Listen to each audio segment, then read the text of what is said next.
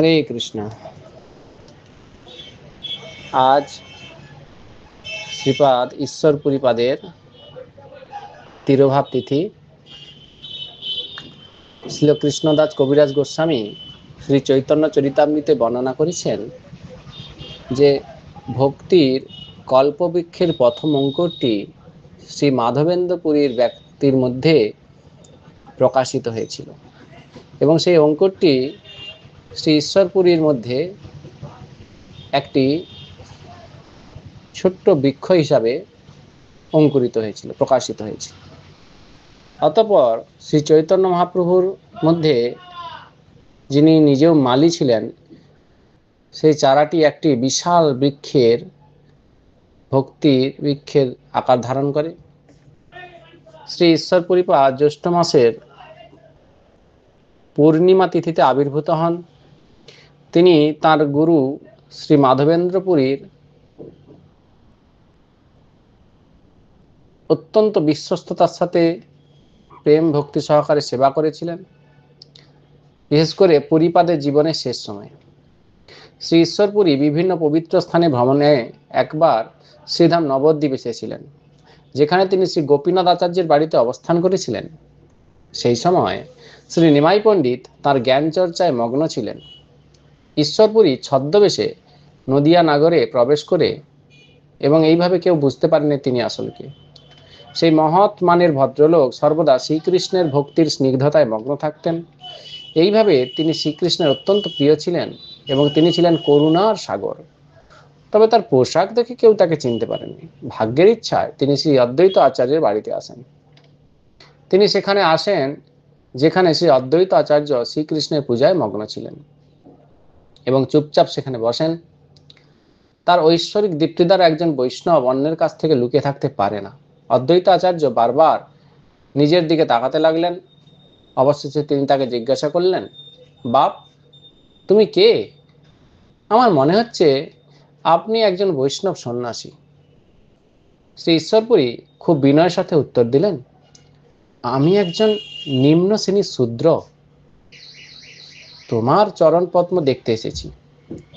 মুকুন্দ দত্ত, যিনি উপস্থিত ছিলেন, তিনি বুঝতে পেরেছিলেন তিনি একজন বৈষ্ণব সন্ন্যাসী এবং এইভাবে তাকে প্রকাশ করার জন্য চক্রান্ত করেছিলেন। তার মিষ্টি কণ্ঠে তিনি শ্রীকৃষ্ণের বিনোদনের বর্ণনা দিয়ে একটি কীর্তন শুরু করেছিলেন। সেই ঈশ্বরপুরী সেই কীর্তন শুনে তৎক্ষণাৎ মাটিতে লুটিয়ে পড়লেন এবং তার নিচের যে পৃথিবী, মাটি চোখের জলে ভিজে গেল। তো ভক্তরা স্তব্ধ হয়ে যান, আমরা এর আগে এরকম বৈষ্ণব দেখিনি। তো অদ্বৈত আচার্য খুব দৃঢ়ভাবে তাকে জড়িয়ে ধরলেন। এখন সবাই বুঝতে পারছেন তিনি মাধবেন্দ্রপুরীর পরম শিষ্য শ্রী ঈশ্বরপুরী। হরি বল বাতাসে হরিধ্বনি। শ্রী ঈশ্বরপুরী কিছুদিন নবদ্বীপে অবস্থান করেন। একদিন নিমাই পণ্ডিত যখন স্কুল থেকে বাড়ি ফিরছিলেন, তখন পথিমধ্যে শ্রী ঈশ্বরপুরীর সঙ্গে তার দেখা হয়। শ্রী ঈশ্বরপুরী যেন শচীর পুত্রের দিকে তাকিয়ে মন্ত্রমুগ্ধ হয়েছেন এবং মনে মনে ভাবলেন তার কাছে ঐশ্বরিক ব্যক্তিত্বের সমস্ত ইঙ্গিত রয়েছে এবং সত্যি খুব গুরুতর দেখা যাচ্ছে। শ্রীল ঈশ্বরপুরী জিজ্ঞাসা করলেন, হে বিপ্রবর, আমি কি আপনার নাম জানতে পারি? আপনি কোথায় থাকেন? আর তোমার হাতে এই পাণ্ডুলিপিটা কি? তো মহাপ্রভু অত্যন্ত বিনীতভাবে তাঁর নমস্কার প্রদান করেন। তার কিছু শিশু উত্তর দিল, তার নাম নিমাই পণ্ডিত। চিৎকার করে বললেন, তুমি বিখ্যাত নিমাই পণ্ডিত? ঈশ্বরপুরী তাঁর সাথে দেখা করে খুব খুশি বোধ করলেন।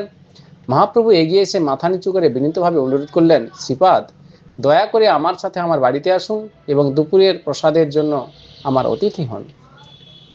ঈশ্বরপুরী মনে মনে ভাবলেন, কি সুন্দর আচরণ তাঁর। যেন কোনো মন্ত্রে মুগ্ধ হয়ে তিনি নিঃশব্দে পণ্ডিতের সঙ্গে তার বাড়িতে আসেন।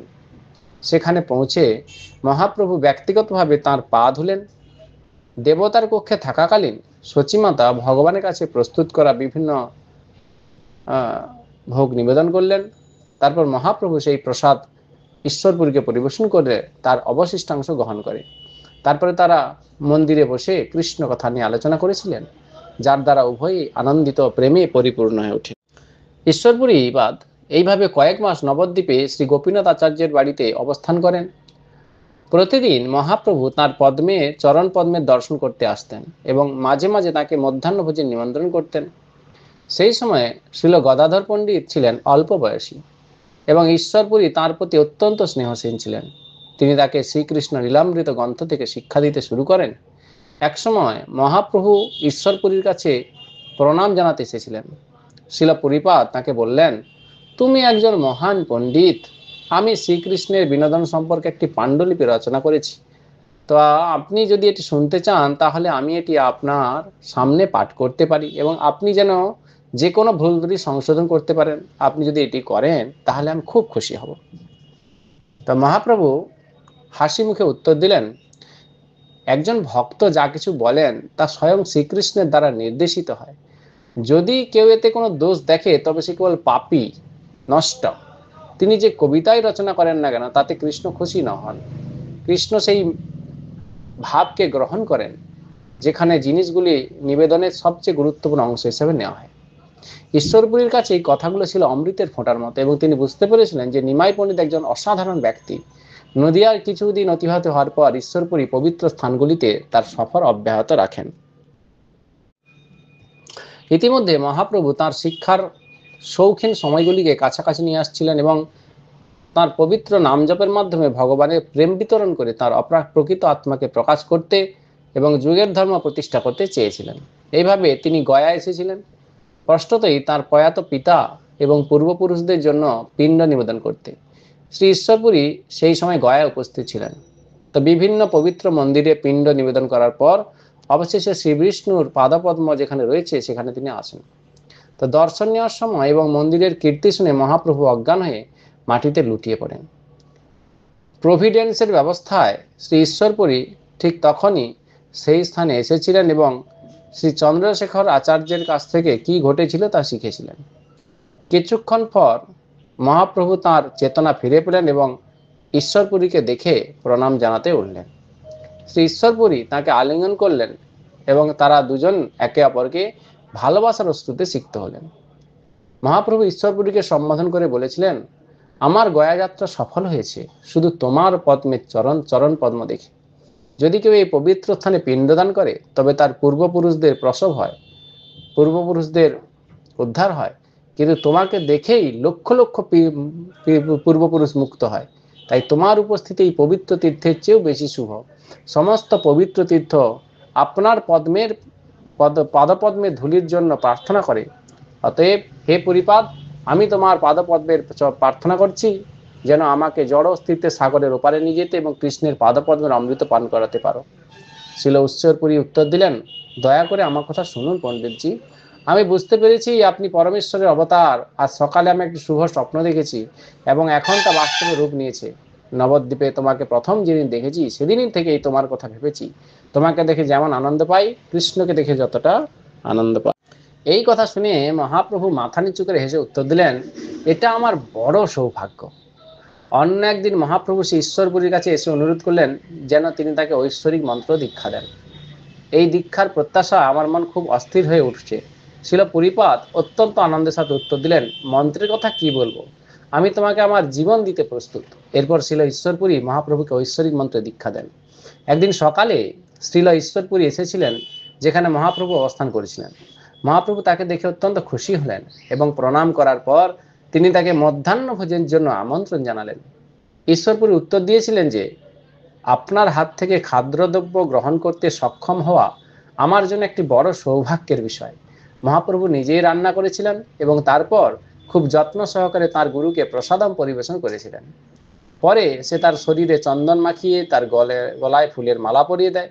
এইভাবে পরমেশ্বর ভগবান নিজেই শিখিয়েছিলেন কিভাবে একজনের তার গুরুর সেবা করা উচিত। মহান ভক্তদের সেবা না করে ভগবানের প্রেম লাভ করা সম্ভব নয়। গুরুর সেবাই ভক্তির দ্বার। গয়া থেকে ফেরার সময় মহাপ্রভু তাঁর গুরুর জন্মস্থান কুমারহট্টের পথে এসেছিলেন এবং সেখানে আনন্দে মাটিতে গড়াগড়ি দিতে লাগলেন, কারণ তার চোখের জলে মাটি ভিজে গিয়েছিল। অবশেষে তিনি সেই পবিত্র স্থানটি কিছু ধূলিকণা সংগ্রহ করলেন এবং তার উপরের পোশাকের কোণে তা বেঁধে রাখলেন, অর্থাৎ উত্তরীয়তে বেঁধে রাখলেন। এই ধুলো আমার কাছে আমার জীবনের মতোই প্রিয়। তারপর তিনি নবদ্বীপের উদ্দেশ্যে রওনা হলেন। ছিল ঈশ্বরপুরীর জন্মস্থান বর্তমান হালি শহরে অবস্থিত, যা শিয়ালদা কৃষ্ণনগর লাইনে কাঁচরাপাড়া রেল স্টেশনের কাছে। কাঁচরাপাড়া স্টেশনে নেমে তারপর রিক্সায় চৈতন্য দোহার দিকে যেতে হয়। দোহা মানে পুকুর, যা তৈরি হয়েছিল যখন চৈতন্য মহাপ্রভুর অনেক অনুসারী তার পদাঙ্ক অনুসরণ করে এখানে এসেছিল ঈশ্বরপুরী জন্মস্থান থেকে মাটি সংগ্রহ করেছিলেন। এরপর মহাপ্রভু সন্ন্যাস গ্রহণ করেন এবং মায়ের উদ্দেশ্যে জগন্নাথপুরীতে বাস করতে থাকেন। ততক্ষণে শ্রী ঈশ্বরপুরী পৃথিবী ছেড়ে চলে গেছেন। তিনি তার দুই শিষ্য শ্রী গোবিন্দ এবং কাশীশ্বর ব্রহ্মচারীকে নীলাচলে ভগবান এই মহাপ্রভু সেবা করতে পাঠান। হরে কৃষ্ণ। তো আজকের এই শুভ তিথিতে আপনারা দয়া করে এই ঈশ্বরপুরীপাদের এবং মহাপ্রভুর এই লীলা শ্রবণ করবেন আর কৃপা করবেন। হরে কৃষ্ণ।